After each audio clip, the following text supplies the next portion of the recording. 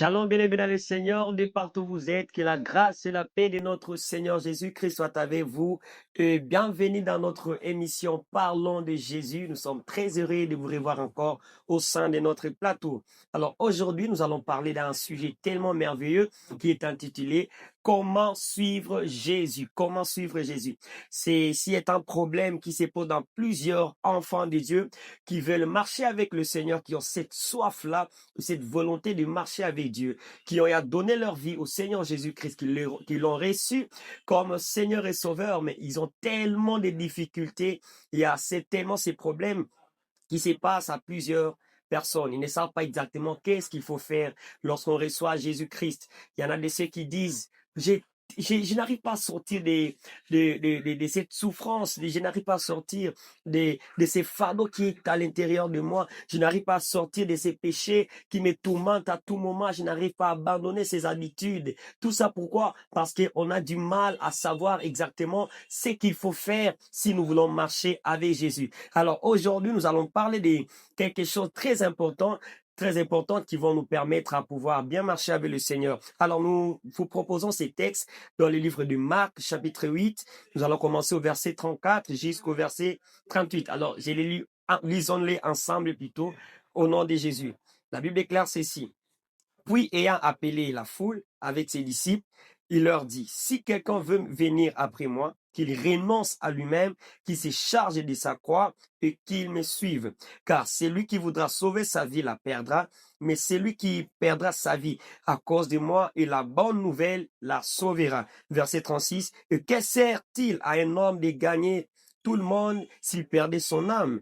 Que donnerait-on à un homme en échange de son âme? Verset 34, quiconque aura honte de moi et de mes paroles au milieu de cette génération adultère et pécheresse, le Fils de l'homme aura aussi honte de lui quand il reviendra dans la gloire de son Père avec les saints anges. Bien aimé, ce texte, il s'agit de notre Seigneur Jésus qui était en train d'enseigner à la foule, qui était en train de parler à la foule, tellement que les gens ne croyaient pas, les gens doutaient de Jésus, les gens parlaient tellement trop sur le Seigneur Jésus. Alors ici, Jésus-Christ voulait justement essayer de leur faire comprendre que le problème de salut, ce n'est pas quelque chose de forcing, ce n'est pas quelque chose de forcé, mais c'est quelque chose de l'intérieur, du personnel. C'est quelque chose de la conscience de l'homme. Parce que Jésus-Christ est venu et il nous a donné ce salut.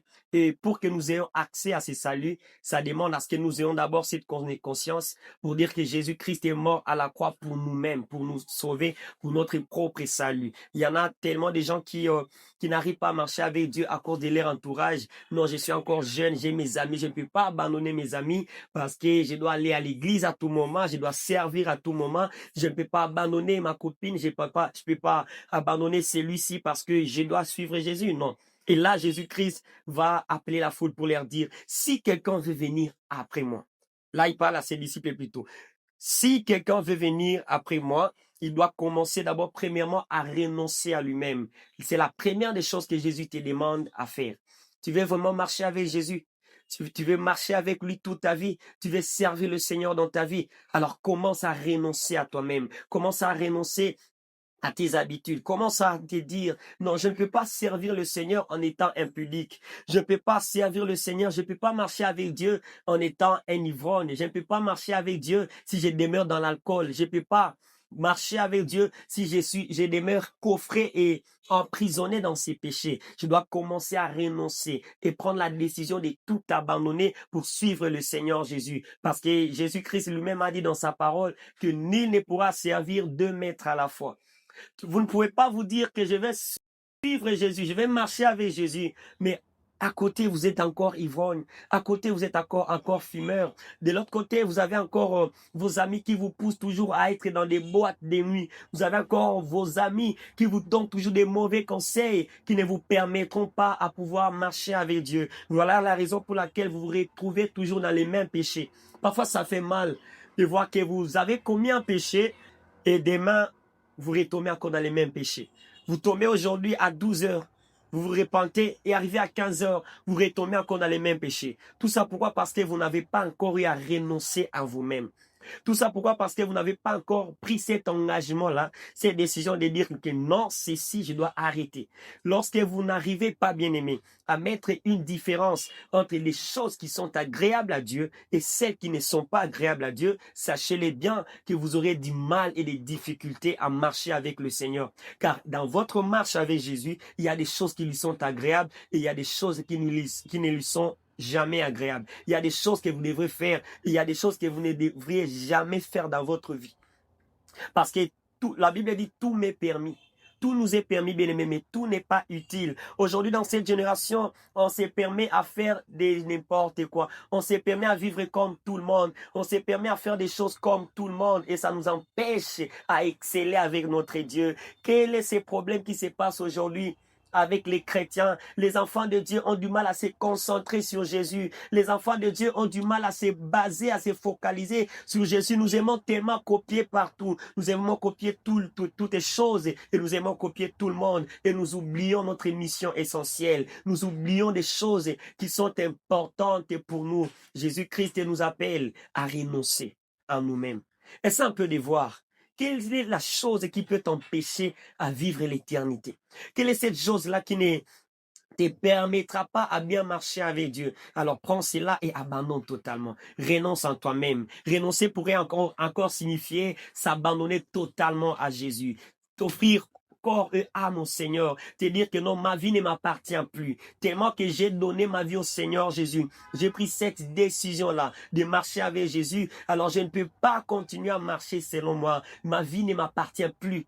Je deviens dépendant de Jésus-Christ. Tout de moi, toutes mes activités et tout ce qui peut sortir de ma bouche, toutes mes actions devraient être centrées sur Jésus. C'est Jésus-Christ qui doit être l'auteur de ma vie, qui doit être l'auteur de mes émotions, qui doit être l'auteur de tout ce que j'ai fait comme œuvre. C'est alors que vous serez agréable au Seigneur. Et la deuxième des choses que vous devez faire, si vous voulez suivre Jésus-Christ, vous devez porter votre croix. Waouh! Portez votre croix.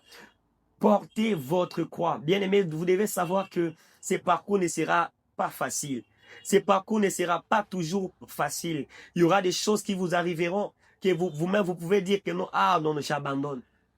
Aujourd'hui, vous allez voir, parmi les enfants de Dieu, plusieurs traversent des situations tellement difficiles. Plusieurs se disent, mais pourquoi Jésus m'a abandonné? Depuis que j'ai donné ma vie à Jésus, mon travail ne marche plus bien, mes affaires n'arrivent plus à avancer parce que je suis enfant de Dieu, parce que j'ai dit stop à la corruption, parce que j'ai dit stop au vol. Et me voici, je suis en train de traverser ces moments difficiles. C'est ça.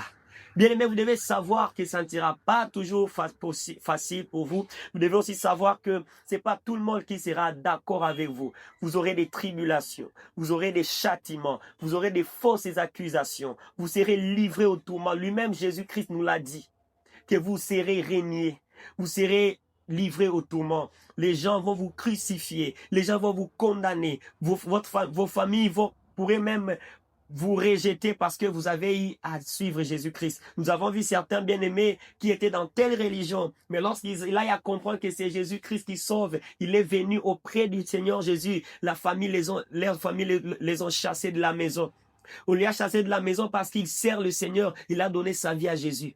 C'est ça, porter sa croix. Porter sa croix, c'est accepter la souffrance, de souffrir avec Jésus.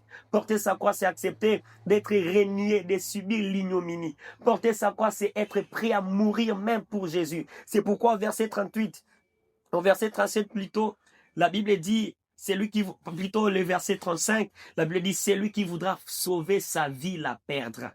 Ça veut dire que lorsque vous donnez votre vie à Jésus, que vous marchez avec votre vie, votre Seigneur Jésus-Christ, vous devez savoir que vous aurez à faire face à toutes sortes de tempêtes et de tribulations. Alors votre vie ne vous appartient plus. Vous devez être prêt à tout ça. Vous devez être prêt à être crucifié pour Jésus. Vous devez être prêt à mourir même pour lui. C'est ce qu'a fait les apôtres du Seigneur Jésus. Ils étaient prêts à mourir pour lui. Ils étaient prêts à être châtiés, à être frappés 40 coups moins un. Tout ça pourquoi? Pour la bonne nouvelle et pour l'honneur du Seigneur. Alors si dans votre vie, dans votre marche avec Dieu, vous n'êtes pas prêt à souffrir pour le Seigneur Jésus. Vous n'êtes pas prêt à être maltraité, à être rejeté par les hommes pour le Seigneur. Sachez-le bien que vous n'êtes pas encore totalement à lui. Parce que ceux qui ont eu cette décision-là sont prêts à souffrir pour lui. Pas seulement souffrir, mais à mourir pour Jésus. C'est ce que Jésus a fait à la croix de Golgotha pour nous sauver. Et lui-même nous demande que nous devons porter notre croix et nous devons le suivre. Ça veut dire que nous devons être prêts à souffrir pour Jésus. Nous devons être prêts à être régnés pour Jésus. Nous devons être prêts à être maltraités et critiqués pour Jésus. Et la dernière des choses, bien aimé, alléluia, que le Seigneur nous demande, c'est de le suivre. Nous avions dit premièrement, renoncer. Deuxièmement, c'est charger de sa croix. Et troisièmement, le suivre. Suivre Jésus, c'est dire un grand oui à son appel. Suivre Jésus, c'est dire un grand oui lorsqu'il nous appelle. Jésus-Christ a besoin d'un grand nombre de gens qui pourraient être sauvés. Jésus-Christ a besoin de toi et moi, bien-aimés dans le Seigneur, pour que nous puissions hériter ces merveilleux royaumes qui nous attendent. Car Jésus-Christ revient et ne prendra que ceux-là qui ont accepté de marcher avec lui sur cette terre. Il ne prendra que ceux-là qui ont eu à accepter, à quitter leur famille, à abandonner leur mauvaise vie et à le suivre. Ce sont ceux-là qui seront sauvés. Accepte de marcher avec Jésus et tu ne seras jamais déçu. Accepte de marcher avec Jésus et personne, bien-aimé dans le Seigneur, ne pourra te faire rater le royaume des cieux. Accepte de suivre Jésus. C'est la troisième des choses que le Seigneur nous demande. Charge-toi de ta croix, renonce à ta vie et prends la décision de le suivre. C'est alors que tu seras agréable à Dieu. En ce lieu, en ce moment, j'aimerais prier avec une personne. Là où tu es dans ta chambre, tu es au salon, tu es dans ta voiture. Le Seigneur Jésus-Christ t'appelle. Mais cet appel concerne d'abord toi-même personnellement. Tu n'as pas besoin de regarder à gauche et à droite. Tu n'as pas besoin de te confier à tes amis. Tu n'as pas besoin de dire que non, j'ai mes amis encore. Mes amis aiment être dans des plaisirs. Non, je dois encore continuer ma vie. Parce que le salut est individuel. Ces jours-là, devant le trône du Seigneur, tu seras toi seul devant notre Dieu. Tu seras seul et tes œuvres seront en train de te justifier ces jours-là. Tu seras jugé par rapport à tes œuvres personnellement. Alors n'accepte pas de perdre ton éternité parce que tu as encore tes amis. Alors ce soir, Jésus-Christ t'appelle. Prends cette décision-là de le suivre de tout ton cœur. Peut-être que tu l'as déjà donné ta vie, mais jusque-là, tu as du mal à savoir qu'est-ce que je dois faire pour bien marcher avec lui. Il te demande de renoncer et d'abandonner totalement tes habitudes, d'abandonner totalement la vie des péchés, d'abandonner complètement, de prendre cette décision ferme, de dire que non, je dois marcher avec Dieu, alors je dois mettre fin à cette vie et bien marcher avec mon Seigneur. Deuxièmement, je dois accepter, tu dois accepter de porter ta croix, d'accepter de souffrir avec le Seigneur et de le suivre. J'aimerais prier pour toi. Le Seigneur Jésus-Christ t'appelle. Et il est rempli de fidélité, il est rempli de bonté, il est tellement amour et à cause de son amour, il a accepté de nous donner sa vie. À cause de son amour, il a accepté de mourir pour nous à la croix de Golgotha pour nous sauver. Seigneur, je viens te prier pour ma soeur, je viens te prier pour mon frère, je viens te prier pour ce bien-aimé qui est encore emprisonné par ses péchés, qui est encore dérangé, tourmenté, alléluia, par ses culpabilités. Seigneur, je viens implorer ta miséricorde dans sa vie. Je viens prier pour ces bien-aimés qui a besoin de tout abandonner et te suivre, qui jusque-là a encore des difficultés pour bien marcher avec toi. Seigneur, je prie ce soir que ta grâce les localise et que tu les donnes la force, au Dieu, de renoncer à sa vie. Que tu lui donnes la force, au Dieu, de tout abandonner. Que tu lui donnes la force, au Dieu, de porter sa croix et de te suivre. Que tu sois avec lui. Que ta grâce, au Dieu de gloire, puisse être son partage. Et que ta main puissante les sauve, au Dieu de gloire. Soutiens-les, mon Seigneur, et que sa vie soit précieuse à tes yeux. Sois béni pour la vie de nos bien-aimés. Dans le nom de Jésus. Amen. Voilà, nous sommes très heureux, bien-aimés dans le Seigneur. Merci pour votre décision que vous aviez à prendre tout au long de notre émission. Alors, on se retrouve prochainement. Que le Seigneur vous bénisse abondamment.